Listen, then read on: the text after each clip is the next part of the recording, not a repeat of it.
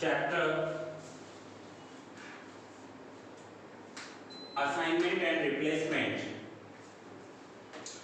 Last lecture में मैंने आपको एक क्वेश्चन नंबर 18 करवाया था। अब यहाँ पर ये तो करवाया था और आपको एक इलस्ट्रेशन होमवर्क में दिया था। सो यहाँ पर आपको कंफ्यूज होने की जरूरत नहीं है कि आपने ईयर बनाया है, मेंटेनेंस बनाया है, ईयर में उन्होंने नंबर वन यहाँ से स्टार्ट किया है। So it will be better कि आप टोटल कॉस्ट को ऐसे याद रख लो, तो आपको कॉलम नंबर का प्रॉब्लम नहीं होगा। आप याद रखोगे total cost is equals to purchase price of machine, purchase price plus accumulated maintenance minus resale. Resale को स्क्रैप वैल्यू भी बोलते हैं, रीसेल को स्क्रैप वैल्यू भी बोलेंगे। सो ये जो मैंने आपको ऊपर टोटल कॉस्ट में मैंने आपको कॉस्ट प्लस 4 माइनस 3 करवाया है, वो आपको बुक में शायद कॉस्ट प्लस 3 माइनस 2 ऐसा कुछ दिया हुआ है, क्योंकि उन्होंने कॉलम्स आगे पीछे बनाए हैं। इसलिए आपको ये याद रखना है, कॉलम नंबर तो आपके रेफरेंस के लिए दिए हैं, ठीक है। आप ऐसा याद रखो कि टोटल कॉस्ट क्या होता है कि purchase price plus maintenance minus resale, that's it. फिर चाहे आप आगे पीछे भी कॉलम्स बनाओगे ना, आपका सम रॉन्ग नहीं होगा। सपोज करते हैं कि एक और सम में आपने मेंटेनेंस आगे बना दिया और रीसेल पीछे बना दिया, तो आप तो रीसेल का एक्यूमुलेटेड कर दोगे, सम रॉन्ग हो जाएगा आपका। तो यहाँ पर आपको याद रखना है total cost is equals to purchase plus accumulated maintenance minus resale, ठीक है। अब कुछ प्रोडक्ट्स ऐसे होते हैं ना जिनका रीसेल प्राइस नहीं होता है, जीरो होता है resale price. Resale price zero किसका होता है? खास करके वो ज़्यादा कॉस्टली प्रोडक्ट्स नहीं होंगे या कोई स्पेशल प्रोडक्ट होगा जिसका रीसेल नहीं मिलेगा। एक एग्जांपल लेते हैं कि आपके घर पे क्लॉक लगा हुआ है लास्ट 5 साल से।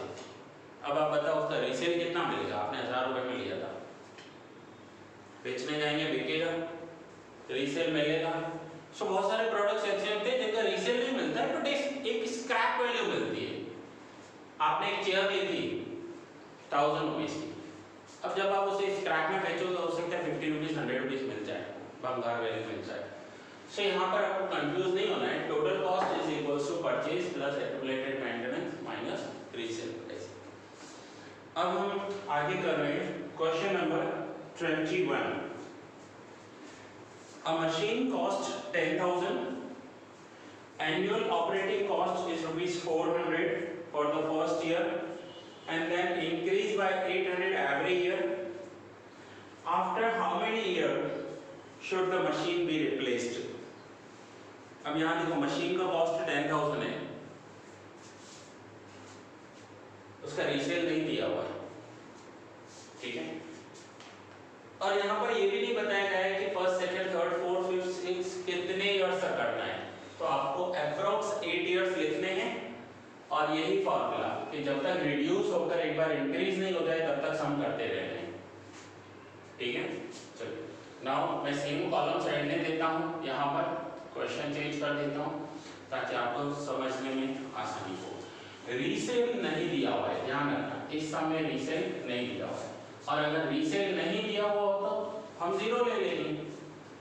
बहुत सारे प्रोडक्ट्स ऐसे होते हैं, आपने एक पेन परचेज किया 10 रुपीज़ की, मुझे पता उसका रीसेल क्या होगा, कुछ मिलेगा रीसेल? नहीं मिलेगा। तो ऐसे बहुत सारे प्रोडक्ट्स होते हैं जिनका कोई रीसेल वैल्यू नहीं होता है। हाँ, बुक्स परचेज करते हैं, वो हो सकता है आपके रीसेल हो जाए, थोड़ा बहुत आपको परसेंटेज मिल जाता है उसका। नोटबुक का क्या मिलता है? कुछ भी नहीं। सो रीसेल नहीं दिया हो तो जीरो ले लीजिए, ठीक है। सो क्वेश्चन नंबर 21, मशीन का कॉस्ट कितना है? 10,000। सही देखिए, total cost 10,000 plus accumulated maintenance. अब मेंटेनेंस कितना है? तो फर्स्ट ईयर के लिए 400, मशीन नहीं है, मेंटेनेंस है 400, and then every year increase होता जाएगा 800। सो फर्स्ट ईयर का 400, तो सेकंड ईयर का मेंटेनेंस 4 प्लस 800 करो तो हो जाएगा 1200, फिर 1200 प्लस 800 2000,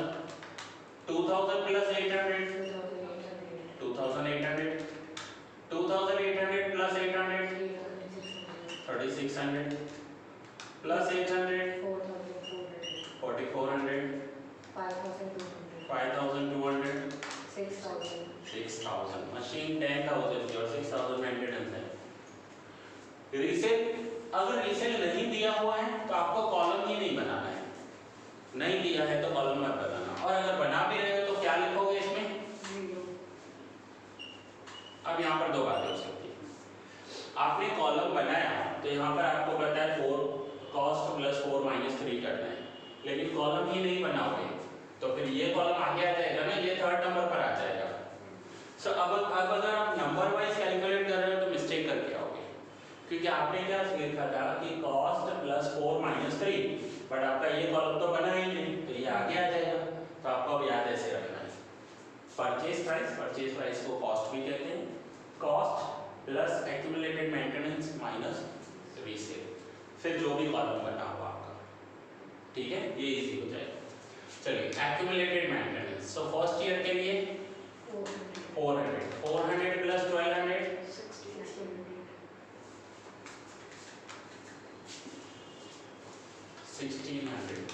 1600 प्लस 2000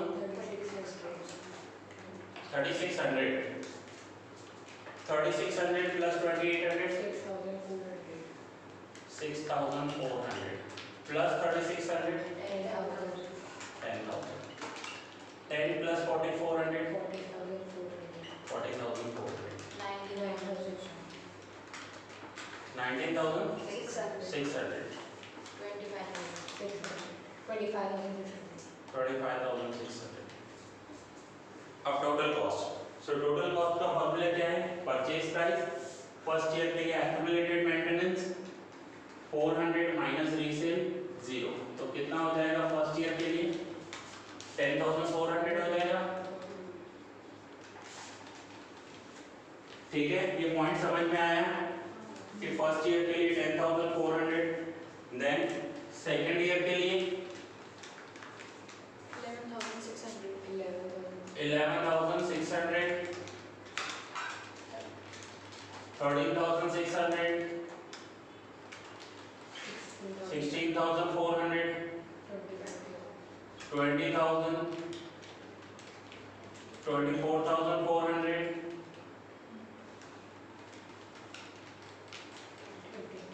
29600 35600। क्लियर है? नाउ डिवाइड करेंगे 10400 divide by 1, so answer is 10400।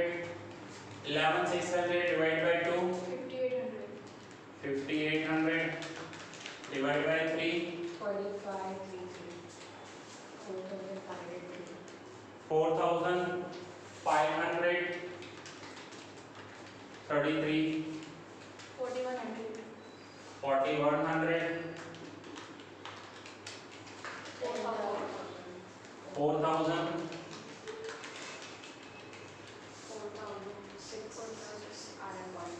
4067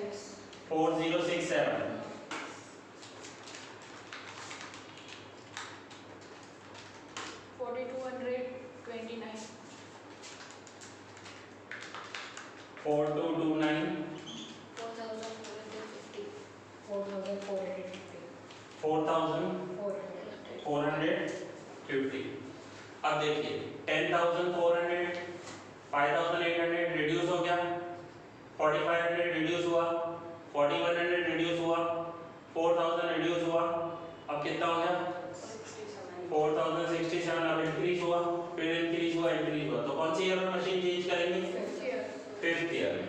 तो यहाँ पर एक स्टार ड्रॉ करेंगे एंड कंक्लूजन लिखेंगे कि at the end of 5th year machine should be replaced।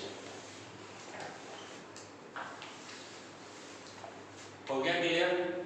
तो यहाँ पर क्या था कि यहाँ पर कोई आपको ईयर नहीं दिए हुए थे, ध्यान इधर ईयर नहीं दिए हुए थे कि आपको 5 ईयर करना है, 6 करना है, 8 करना है, बट सपोज कर ये रिड्यूस होता गया यहाँ तक रिड्यूस हो रहा है, तो फिर क्या करोगे? यहाँ तक 8 तक रिड्यूस हो रहा है, तो आपको 9, 10, 11 करते जाना है जब तक इंक्रीज बढ़े नहीं। ऐसा नहीं है कि आपने 8 तक किया,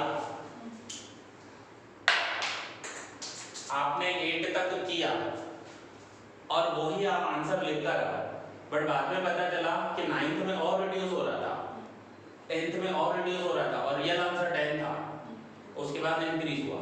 तो जब तक इंक्रीज ना हो तब तक ऐसा सम करते रहना पड़ेगा आपको। एवरेज 8 तक आंसर आ जाएगा आपका, 8 ईयर तक करोगे ना तो आपका आंसर 10 हो जाएगा। नाउ आज के होमवर्क में क्वेश्चन नंबर 19 क्वेश्चन रीड कर रहा हूं मैं। Refrigerator is purchased in 8000। Question इसलिए रीड कर रहा हूं ताकि हो सकता है आपके बुक का एडिशन अलग होगा तो वो नंबर आगे पीछे होगा। So question number 19, question number 20, a machine cost rupees 5000 and scrap value is 400। अब जब स्क्रैप वैल्यू 400 दिया हुआ है ना तो आपको रीसेल में सारे कॉलम में 400 लिख देना है, क्योंकि उस मशीन को कभी भी बेचेंगे तो स्क्रैप कितना आने वाला है 400, तो 400 400 400 लिखते जाएंगे। इट मींस ये होता है कि जब भी उस मशीन को सेल करेंगे 400 ही मिलने वाले हैं, उससे ज्यादा वैल्यू मिलने वाली नहीं है। सो ये है 400। Question 19, 20 and 23, 19, 20, 23।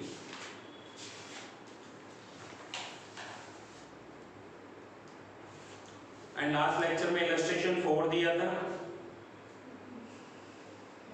Now illustration 5, illustration 5 ये होमवर्क है, ठीक है। चलिए नाउ अब आप नोट डाउन